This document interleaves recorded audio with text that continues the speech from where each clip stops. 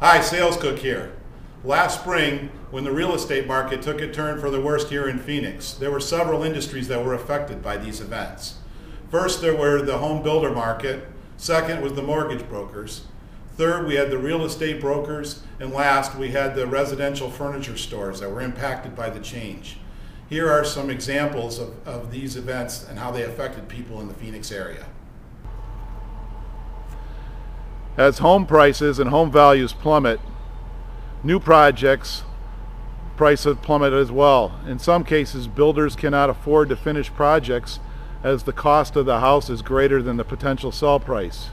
Here's an example of a couple of houses in a subdivision that are partially finished on the outside but completely unfinished inside.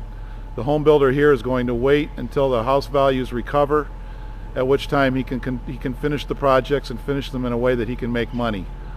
Until then, these houses and 3 others in this subdivision are going to remain closed and unfinished. This was Phoenix's 2006 Realty Company of the Year, with 14 offices in the Phoenix area, 350 brokers. Now this office is closed. 350 people who were our real estate brokers had to find other places to continue to do business. The bottom line is, as the real estate market gets tough, with fewer people buying houses, the cost of houses going down, it's very difficult for realtors to close on deals, and as many deals as they used to close on. The impact on this business is significant, to the point where this company shuttered its doors and closed 13 of its 14 offices.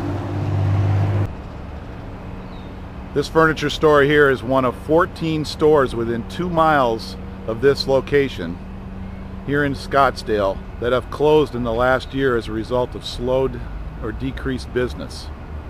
Clearly, the real estate economy has had a greater effect on than just on real estate agents and the housing of business. It's also had a direct impact on furniture stores in the greater Phoenix area.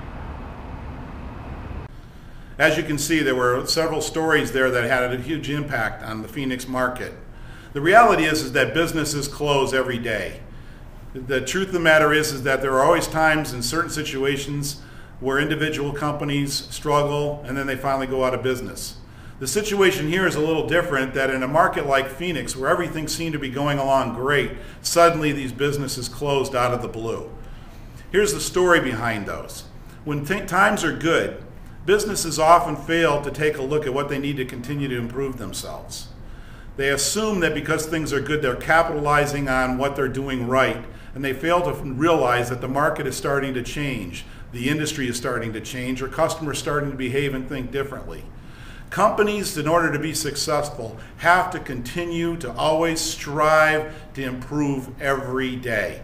If they're not looking to improve their business model, improve the way they do business, or examine if what they're doing is truly adding value for the long run, they run the risk of losing their business or losing their edge, especially when a catastrophic event like an unforeseen market change hits them.